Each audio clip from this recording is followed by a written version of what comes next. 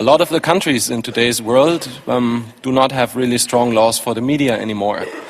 But a few countries, like for instance Belgium, also the United States with the First Amendment, and especially, for example, Sweden, have very strong laws protecting the media and the work of investigative or general journalists. So, from our perspective, this is something. If there are any Swedes here, you have to make sure that your country is really one of the strongholds of freedom of information. Sweden has an enviable, although far from perfect, record in protecting publications. It has a practical record within the past few years of protecting internet publications against censorship. And it's precisely Sweden's unique freedom of speech law that prompts WikiLeaks to locate their main site in this unpretentious basement in one of Stockholm's inner suburbs.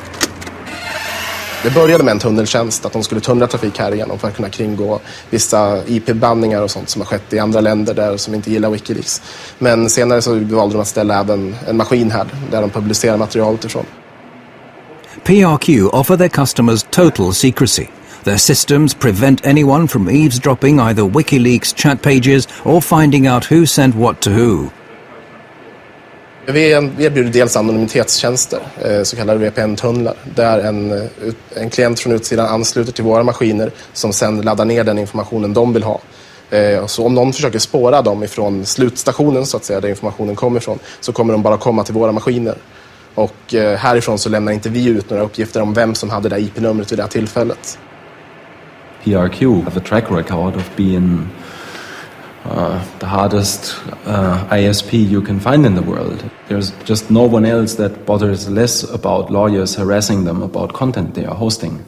And it's just the attitude that, let's say, works very well with what WikiLeaks was set out to do. Här är våran serverhall. One reason why WikiLeaks need PRQ is that their operations are protected by Sweden's strict freedom of expression laws. Laws which PRQ exploit to the full.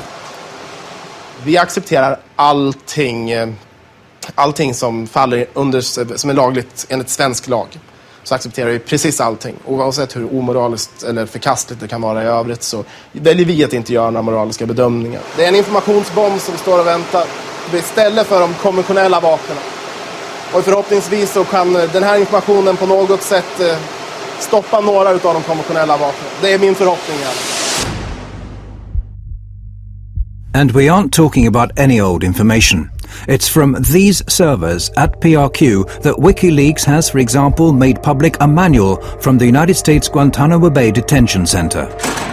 A military manual leaked on the internet is revealing details of the way terrorist suspects are being treated at the U.S. naval base at Guantánamo Bay in Cuba. It tells of the use of solitary confinement and humiliation to break down the detainees mentally.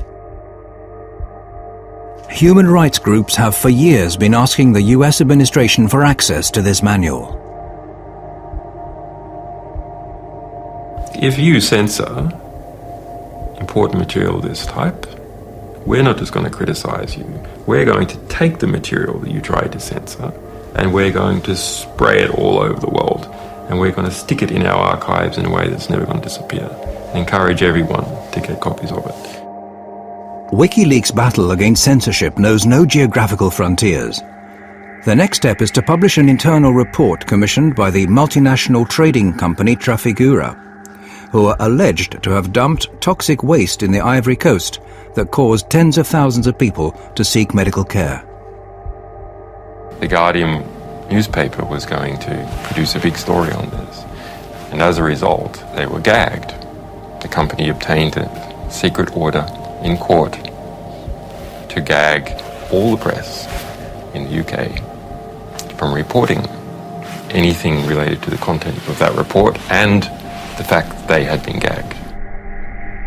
In the US, hackers discover that the Republican presidential candidate Sarah Palin is apparently bypassing US transparency laws by using a private email account to conduct government business.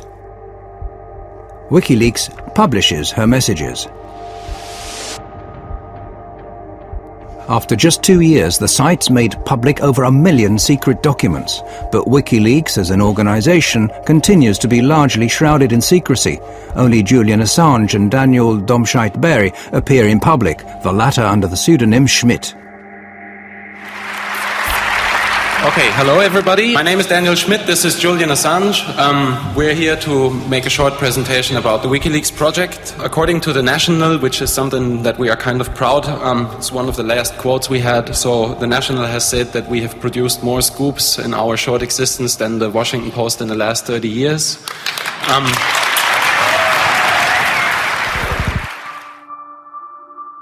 Their publication activities soon lead to counterattacks. When WikiLeaks release lists of censored websites, internet service providers in a number of countries, including Thailand, China and Iran, shut them down. The more sensitive the material they publish, the more often WikiLeaks become the object of lawsuits and threats. WikiLeaks now attracts the attention of the US intelligence, who, in a classified report, claim that the site is a threat to national security and suggest ways of shutting it down. Priority is put on finding the individuals leaking the information.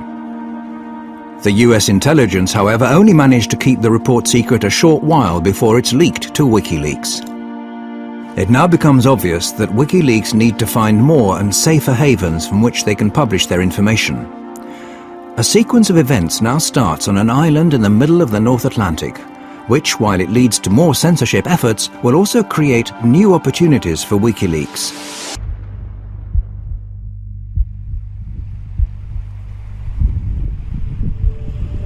October came, October 2008, and the Icelandic banking system imploded. It lost 17/18 of its mass over the course of about a week or two. It was essentially one bank per week went bankrupt. WikiLeaks obtained material that show how Iceland's catastrophic bank collapses were partly due to cronyism or favoritism, carelessness and secretiveness. When this highly detailed document is put out on the net, the bank launches a counterattack. Well, the first time I heard of WikiLeaks was in the beginning of August 2009. I was working as a reporter for the state television when I got a tip that this website had an important document just posted online.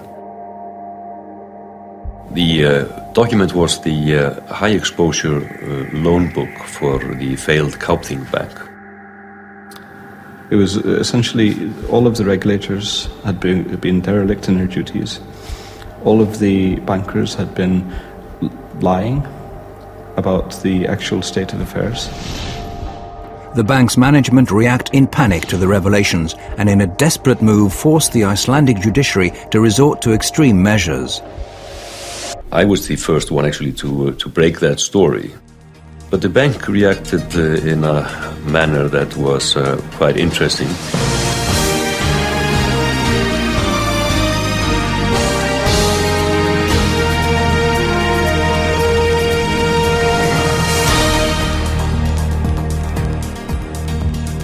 Gott kvöld, nú hefjast fréttir laugardaginn 1. ágúst, samt ekki allar þær fréttir sem við ætlum að segja ykkur.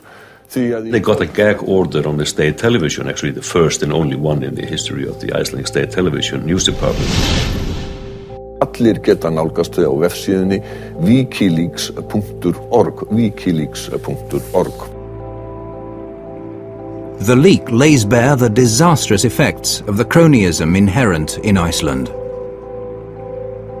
We had failed as a country because we had not been sharing the information that we needed. We were in the middle of an information famine. That sort of eventually led to this let's get the WikiLeaks people here, and then when they were here, we just went, okay, is there anything you want us to do? And obviously there was. Welcome to this program. Thank you. Yes, you mentioned to me the dream that we in Iceland we should become a vanguard of publishing freedom. Absolutely. So we see... and they were presenting this idea, which they called Switzerland of bytes, which was basically to take the tax haven model and transform it into the transparency haven model. Why doesn't Iceland become the center for publishing in the world? Because it's going to be global. Julian and I, we were just throwing that idea out, just declaring on national television that we thought this would be the next business model for Iceland. So that felt pretty weird. Then realizing the next day that everyone wanted to talk about it.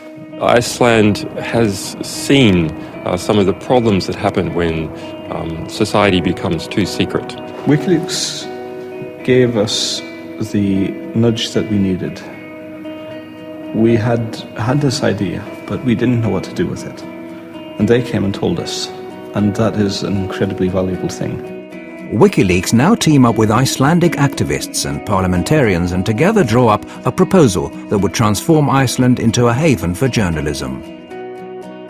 Herbert and I, and Birgir Jónsdóttir, and Rob Congrip, and Julian Assange, the five of us sat in this hotel room for about 4 or 5 hours and wrote the entire proposal from scratch. The proposal is adopted unanimously by Iceland's parliament. Just getting a bill accepted in the parliament is nearly impossible. And this is actually this is a huge victory for the parliament to have a proposal of this nature passed through the parliament with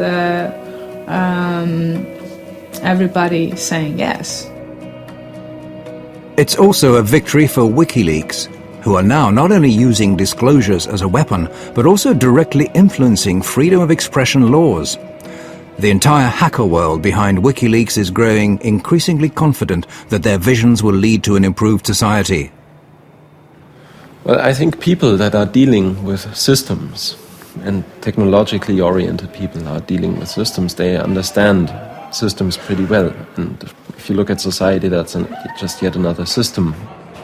The people involved with WikiLeaks are exactly the same as me and the other people who are fighting this fight, in that they are information activists first and foremost. They believe in the power of information and power of knowledge, and the importance of allowing everybody to have both of those.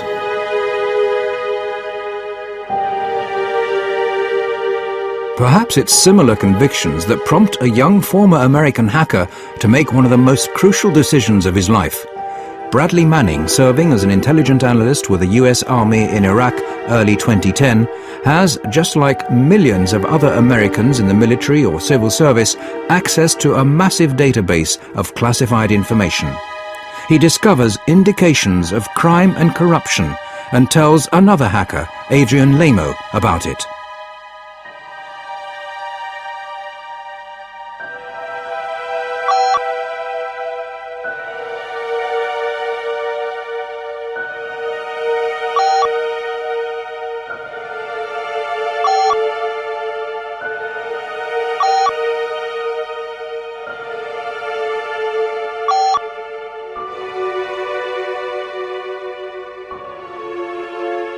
Manning writes that he sent hundreds of thousands of military and diplomatic reports to WikiLeaks, the biggest leak ever.